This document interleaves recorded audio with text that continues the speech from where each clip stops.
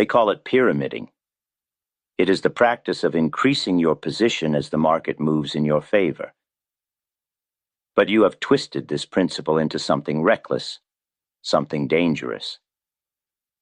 You treat it as an excuse to simply add to a trade when the price ticks up a point or two.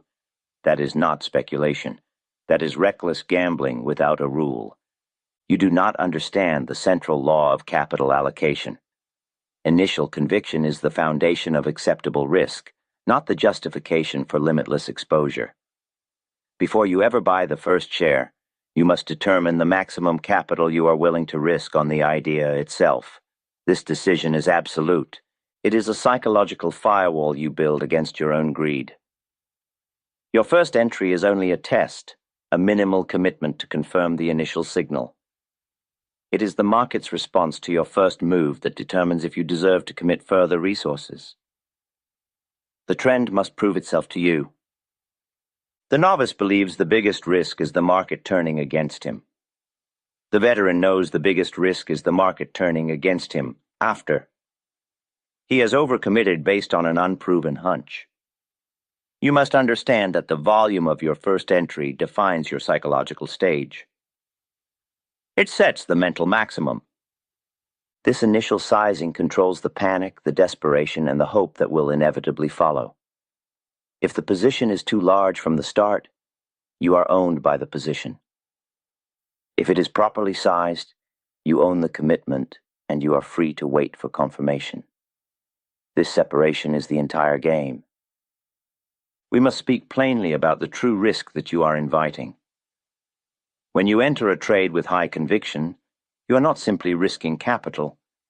You are risking time, focus, and your most valuable asset, your mental composure. If your first stake is too large, the inevitable pullback will destroy your perspective. You will abandon a sound position simply because the paper loss feels too great. You will sell the right idea at the wrong time. This is the consequence of letting initial sentiment dictate volume instead of letting a proven trend dictate measured accumulation.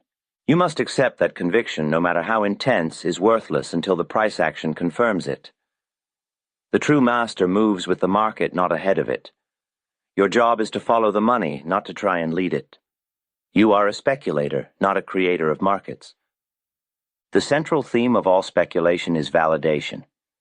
We are here to talk about what validation truly means and why it separates the disciplined speculator from the deluded victim of a fraudulent scheme. The modern market is rife with deception, but the principle of validation cuts through all the noise. It is the absolute distinction between sound speculation and structural fraud. True pyramiding is about reinforcing success. The fraudulent scheme is about masking failure. Understand this core difference and you will stop losing money.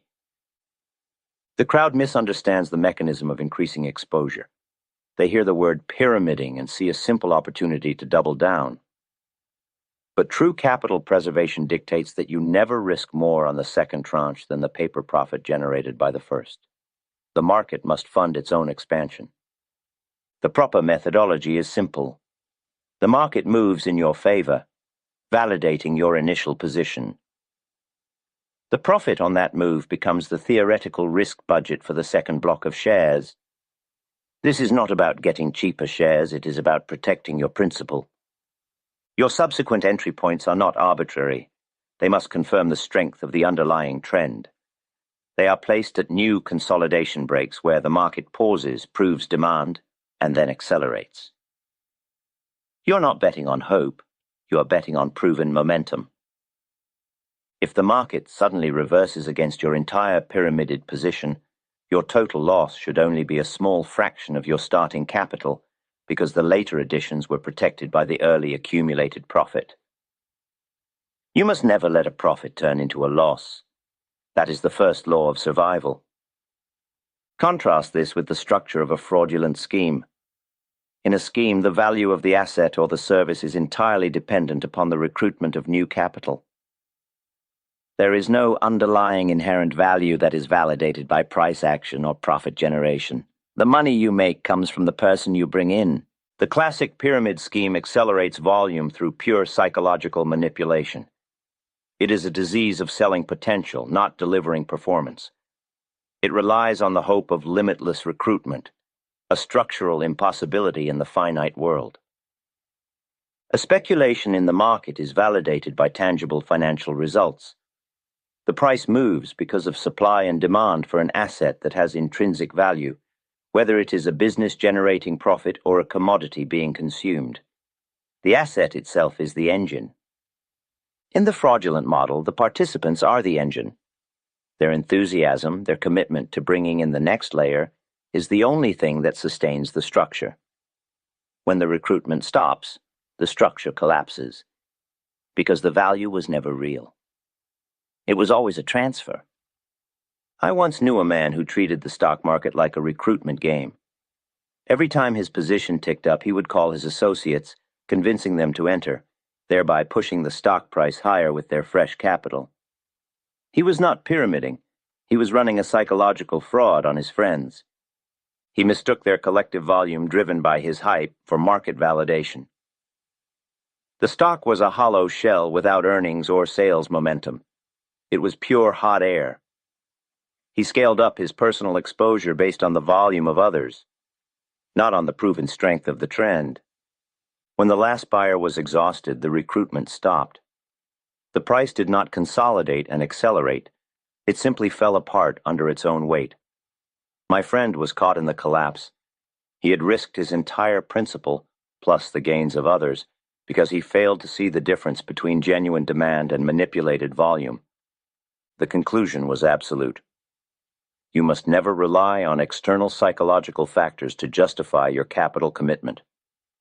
Your pyramiding must be a mechanical response to the trend's action, not a leveraged bet on human enthusiasm. The market does not care about your enthusiasm. The fraud scheme relies on the sickness of scarcity and urgency. It tells the participants, you must act now or you will miss the chance to get rich. True speculation says, the trend will unfold over time. Patience and confirmation are your allies. The legitimate trader uses pyramiding to manage risk while maximizing a confirmed trend. He is happy to sit out an entire move if the confirmation is not there. The participant in the fraudulent scheme is terrified of missing a single day because their entire model is built on accelerated, immediate participation. This psychological difference is everything. If you find yourself operating under extreme emotional pressure to act, you are likely in the wrong game. Discipline demands patience. Fraud demands speed. The true master knows that the largest profits come from sitting still and letting the market do the work. Pyramiding is a tool for the patient, a way to slowly, methodically increase your hold as the trend proves its stability. It is not an aggressive all-in move. When you add to a winning position, you must feel the discipline of the act, not the thrill of the chase. You are simply following your established rule. Validation, confirmation, accumulation. If the validation is absent, the accumulation stops. No exceptions. The fraudulent scheme by its nature can never stop accumulating. It must feed the top with new money from the bottom or it starves. This is why the volume acceleration is unnatural, unsustainable, and often aggressive in its pursuit of new players. Your analysis must always search for the inherent value. Is the price movement a result of improving fundamentals and increasing demand from informed investors? Or is it simply a transfer of money from the latest recruit to the earliest entry? If the latter is true, run. The market has a way of testing your conviction at the worst possible moment. True pyramiding prepares you for that test. It allows you to endure the volatility because your risk is calculated and protected by paper profits. The fraudulent model leaves you completely exposed to the first true reversal. You must build a trading plan that treats your capital preservation as a sacred duty. You do not risk principal on unproven moves. Pyramiding only occurs after the principal is safely covered by the market's movement. It is a slow, methodical grind, not a frantic dash.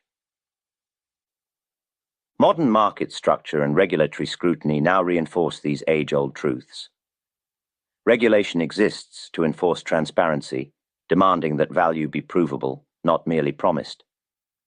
You cannot legally sustain unchecked volume acceleration without genuine underlying financial substance. The rules of the game now demand accountability, making the pure, high-velocity psychological manipulation of the old schemes far more difficult to execute in public markets. The principle of disclosure restricts the ability to indefinitely mask a lack of inherent value. This modern constraint simply affirms the original trading law. The trend must have real, verifiable power. It must be driven by sustainable forces, not merely by the promise of recruiting the next fool. The legal system now attempts to demand the very validation the master trader demands of the market. Your trading psychology must align with this reality. Hope is not a strategy. Recruitment is not a trade signal. The only thing that matters is the objective action of the price, confirmed by volume, proving that informed demand is entering the market. Focus on the mechanics of the market, not the psychology of the crowd. The crowd wants to get rich quickly without doing the work. The disciplined speculator wants to get rich consistently by following the rules. Pyramiding is the final test of your discipline. It forces you to prove the trend to yourself multiple times. If you scale your position too fast, you are breaking the rule of capital preservation, and you are inviting the same structural risk found in every fraudulent scheme. The core truth is that your exposure must be validated by the asset's performance, not by the enthusiasm of others. Let the market prove it to you. Let the trend earn your capital, one measured tranche at a time. The market is an objective judge. Its verdict is always final. Discipline is the only shield you possess in this game. Stick to the rules of accumulation. Protect your principal at all costs. Never abandon the truth that the market must confirm your moves. Your only chance for long-term survival is to operate strictly by rules of validation. Do not mistake a transfer of capital for a genuine profit. Do not mistake recruitment for demand. The truth is in the numbers, not the hype. If these words hit you, it means you're not here by accident. Subscribe now, like this video, and leave a comment. That simple action helps more people find this content, and it tells me that my work still matters. But the battlefield of the market is the mind, not the chart. If you want to understand the true psychology of speculation, you must read the one book that defines the game. I am talking about Reminiscences of a Stock Operator. It is not historical. It is a permanent education in human nature and market cycles. The book is pure truth. Get your copy today. The link is in the description below.